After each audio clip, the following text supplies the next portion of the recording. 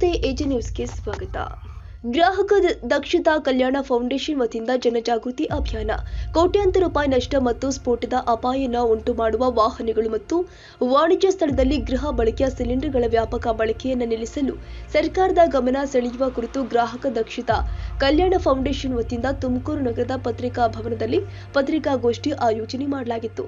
ಪತ್ರಿಕಾಗೋಷ್ಠಿಯನ್ನು ಗ್ರಾಹಕ ಉದ್ದೇಶಿಸಿ ಮಾತನಾಡಿದ ಗ್ರಾಹಕ ದಕ್ಷತಾ ಕಲ್ಯಾಣ ಫೌಂಡೇಶನ್ನ ಕರ್ನಾಟಕ ವಿಭಾಗದ ಮುಖ್ಯಸ್ಥ ಚೇತನ್ ಕುಮಾರ್ ಮಾತನಾಡಿ, ದೇಶದಲ್ಲಿ ವಾಣಿಜ್ಯ ಸಿಲಿಂಡರ್ಗಳ ಬೆಲೆಗಳು ಸುಮಾರು 100% ಹೆಚ್ಚಾಗಿರುವುದರಿಂದ ವಾಣಿಜ್ಯ ಸಂಸ್ಥೆಗಳು ಗೃಹ ಬಳಕೆಯ ಸಿಲಿಂಡರ್ಗಳನ್ನು ಅಂದ್ರೆ 14.2 ಕೆಜಿ ಸಿಲಿಂಡರ್ಗಳನ್ನು ವ್ಯಾಪಕವಾಗಿ ಬಳಸಲು ಪ್ರಾರಂಭಿಸಿದೆ.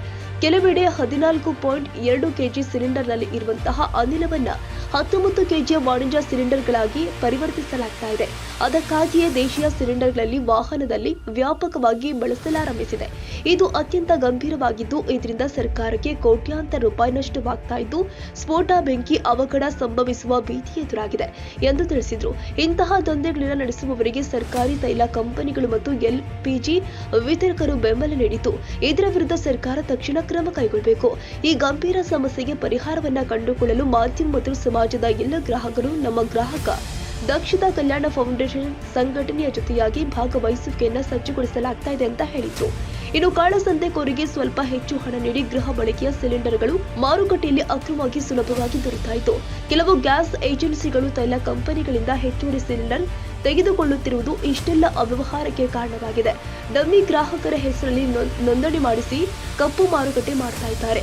ಒಂದೆಡೆ ಸಿಲಿಂಡರ್ ಬೆಲೆ ಏರಿಕೆಯಿಂದ ಜನಸಾಮಾನ್ಯರು, ಬಡವರು ಮಿತವಾಗಿ ಸಿಲಿಂಡರ್ ಬಳಸ್ತಾ ಇದ್ದಾರೆ.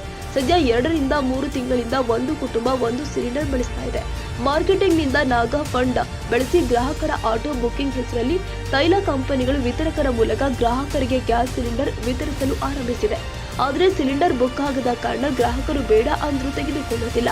ಕಾಳಸಂತೆಯಲ್ಲಿ ಅಕ್ರಮವಾಗಿ ಸಿಲಿಂಡರ್ ಮಾರಾಟ ಮಾಡ್ತಾ ಇದ್ದು, ಹಲವು ಗ್ಯಾಸ್ ಏಜೆನ್ಸಿಗಳು ಸಿಲಿಂಡರ್ಗಳ ಕಾಳಸಂತೆಯನ್ನ ಅವ್ಯಾಹತವಾಗಿ ಮಾಡ್ತಾ ಇದ್ದು, ವ್ಯವಸ್ಥಿತ ದಂಧೆ ನಡೀತಾ ಇದೆ.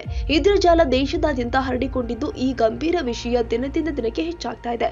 ಸುಲಭವಾಗಿ ಗ್ಯಾಸ್ ರಿಫ್ಟಿಂಗ್ ದಂಧೆ ನಡೆಸಿ ಅಲ್ಪ ಮೊತ್ತಕ್ಕೆ ಜೀವ ಪಣಕ್ಕಿಟ್ಟು ವಾಹನಗಳಿಗೆ ಹಾಗೂ ಇತರರಿಗೆ ಎಲ್ಪಿಜಿ ತುಂಬಿಸಲಾಗ್ತಾ ಇದೆ.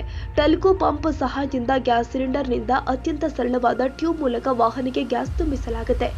ಎಷ್ಟು ಅನಿಲ ತುಂಬಿದೆ ಎಂಬುದನ್ನ ಅಳೆಯಲು ಎಲೆಕ್ಟ್ರಿಕಲ್ ಗೇಜ್ ಅನ್ನ ಬಳಸಲಾಗ್ತಾ ಇದೆ ಎಂಬುದು ಅತ್ಯಂತ ನಿರ್ಣಾಯಕವಾಗಿದೆ.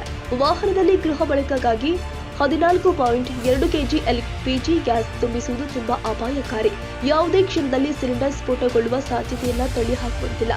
ಮನೆಯ ಸಿಲಿಂಡರ್ಗಳನ್ನ ಅಕ್ರಮವಾಗಿ ಬಳಸಿದ್ರೆ ಜೈಲು ಶಿಕ್ಷೆ ಹಾಗೂ ದಂಡ ವಿಧಿಸಲು ಕಾನೂನಿನಲ್ಲಿ ಅವಕಾಶವಿದೆ. ನಮ್ಮ ಸಂಘದಿಂದ ದೇಶದಾದ್ಯಂತ ಗ್ರಾಹಕರಲ್ಲಿ ಜಾಗೃತಿ ಮೂಡಿಸುವ ಅಭಿಯಾನ ಮಾಡ್ತಾ ಇತ್ತು. ಅದರಲ್ಲೂ ವಿಶೇಷವಾಗಿ ರಾಜ್ಯ ಸರ್ಕಾರ ಮತ್ತು ಕೇಂದ್ರ ಸರ್ಕಾರಕ್ಕೆ ದೂರು ನೀಡ್ತಾ ಇತ್ತು. ಇಂತಹ ಅಕ್ರಮ ನಡೆಸುತ್ತಿರುವವರ ವಿರುದ್ಧ ಕಠಿಣ ಕಾನೂನು ಕ್ರಮ ಕೈಗೊಳ್ಳಬೇಕು ಎಂಬುದೇ ನಮ್ಮ ಹೋರಾಟ. ಹಾಗಾಗಿ ನಿಮ್ಮೆಲ್ಲರ ಸಹಕಾರ ಅಗತ್ಯವಾಗಿದೆ ಅಂತ ಗ್ರಾಹಕರಲ್ಲಿ ಜಾಗೃತಿ ಮೂಡಿಸುವ ಕೆಲಸ ಆಗಬೇಕಾಗಿದೆ ಅಂತ ಹೇಳಿದ್ರು. ಅದು ಇಲ್ಲಿಗಲ್ ಫಿಲ್ಲಿಂಗ್ ಎಲ್ಲಿಂದ ನಡೀತಿದೆ ಅಂತಂದ್ರೆ ಅದು ಒಂದು ಏಜೆನ್ಸಿನೇ ಆಗಿರ್ಬೋದು. ಇರುತ್ತೆ ಆ ಪ್ರಕಾರ ಅವ್ರ ಏಜೆನ್ಸಿನೇ ಮಾಡ್ತಾ ಇರ್ತಾರೆ. ಇಲ್ಲ ನಮ್ಮ ಏಜೆನ್ಸಿ ಬಂದಿರುತ್ತೆ, ಇಲ್ಲಿ ಲೋಕಲ್ ಏಜೆನ್ಸಿ ಆಗಿರ್ತಾರೋ ಅವರು ಬಂದ್ಬಿಟ್ಟು ಅದನ್ನ ಇಲ್ಲಿಗಲ್ ಆಗಿ ಕನ್ವರ್ಟ್ ಮಾಡ್ತಾರೆ. ಅದು ಯಾವ ರೀತಿ ಕನ್ವರ್ಟ್ ಮಾಡ್ತಾರೆ ಅಂತಂದ್ರೆ, ಅದು ಒಂದು ನಾರ್ಮಲ್ ಆಗಿ ಕಮರ್ಷಿಯಲ್ ಸಿಲಿಂಡರ್ ಬಂದ್ಬಿಟ್ಟು 19 ಕೆಜಿ ಇರುತ್ತೆ. ಈ 14.2 ಲೀಟರ್ ಇರೋದನ್ನ ಡೊಮೆಸ್ಟಿಕ್ ಇಂದ ಕಮರ್ಷಿಯಲ್ಗೆ ಕನ್ವರ್ಟ್ ಮಾಡ್ತಾರೆ. ಅದರಲ್ಲಿ ನಿಮಗೆ 14.2 ಕೆಜಿ ನಮಗೆ ವಿತ್ GST ಇನ್ಕ್ಲೂಡ್ ಆಗಿ ಡೊಮೆಸ್ಟಿಕ್ಗೆ 5% ಅಷ್ಟೇ GST ಕೊಡ್ತಾರೆ.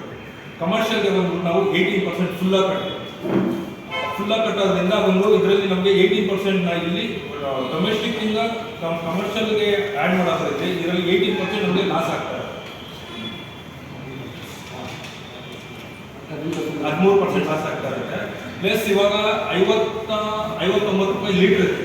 ನಾರ್ಮಲ್ ಆಗಿ LPG ಗ್ಯಾಸ್ ಬಂಕಲ್ಲಿ ಬಂದ್ಬಿಟ್ಟು 59 ರೂಪಾಯಿ ಇದೆ.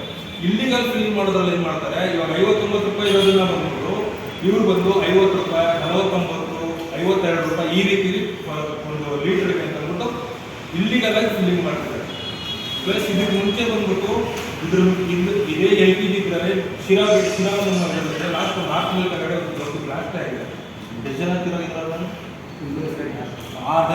ಇಂಜುರಿಯಸ್ ಆಗಿದೆ. ಪ್ಲಸ್ ಇದರಲ್ಲಿ ಏನು ಅಂತಂತಂದ್ರೆ ಡೊಮೆಸ್ಟಿಕ್ ಸಿಲಿಂಡರ್ನ ನರೇಂದ್ರ ಮಂತ್ರಿ ಅವರು ಬಂದ್ಬಿಟ್ಟು ಪ್ರಧಾನಮಂತ್ರಿ ಉಜ್ವಲ ಯೋಜನಾ ಅಡಿಯಲ್ಲಿ 605 ರೂಪಾಯಿಗೆ ಸಿಲಿಂಡರ್ ಕೊಡ್ತಿದ್ದಾರೆ. ಆ 605 ರೂಪಾಯಿ ಸಿಲಿಂಡರ್ನ ಬಂದ್ಬಿಟ್ಟು ಇವರು ಇಲ್ಲಿಗೆಲ್ಲ ಫಿಲ್ಲಿಂಗ್ ಮಾಡ್ತಾರೆ 1800ರಿಂದ 1900 ರೂಪಾಯಿ ಒಂದು ಸಿಲಿಂಡರ್ ಮೇಲೆ ಮಾಡ್ತಾರೆ. ಪ್ರತಿನಿತ್ಯ ನಮ್ಮ ತುಮಕೂರು ಜಿಲ್ಲೆಯಲ್ಲಿ ಬಂದ್ಬಿಟ್ಟು ಪ್ರತಿನಿತ್ಯ ಒಂದು ದಿನಕ್ಕೆ 16,000ರಿಂದ 18,000 ಲೀಟರ್ ಗ್ಯಾಸ್ ಬೇಕಾಗುತ್ತೆ. ಪ್ಲಸ್ ಇನ್ನೊಂದು ಏನಂತಂದ್ರೆ ಡೊಮೆಸ್ಟಿಕ್ ಸಿಲಿಂಡರ್ ಇವಾಗ ನಾವು ನೋಡಿದ್ರೆ ಪ್ರತಿ ಮನೆಗೂ ಅದರದೇ OTP ಕೊಡ್ತಾ ಇದ್ದೀವಿ. ಮನೆಗೆ ಬಂದ್ಮೇಲೆ OTP ಹೇಳ್ತೀವಿ. OTP ಆದ್ಮೇಲೆ ನಾವು ಗ್ಯಾಸ್ನ ರೀಫಿಲ್ ಮಾಡ್ಕೊಂಡು ತಗೊಂತಾ ಇದ್ದೀವಿ. ಅದನ್ನ ನಿಲ್ಲಿಸಬೇಕು ಅಂತಂದ್ರೆ ನಾವು ರೇಷನ್ ನಾವು ಹೆಂಗೆ ನಾವು ತಗೊಂಡಿದ್ದೀವಿ, ಪ್ರತಿ ತಿಂಗಳು ಹೋಗಿ ತಮ್ಮಿಟ್ಟು ರೇಷನ್ ಹೆಂಗೆ ತಗೊಂತಾ ಇದ್ದೀವಿ ಅದೇ ರೀತಿಯಲ್ಲಿ ತಮ್ಮ ಇಂಪ್ರೆಷನ್ ಆಗಬೇಕು. ಇಲ್ಲ ಅಂತಂದ್ರೆ ಸಿಲಿಂಡರ್ ಮೇಲೆ ಬಾರ್ ಕೋಡಿಂಗ್ ಬರುತ್ತೆ.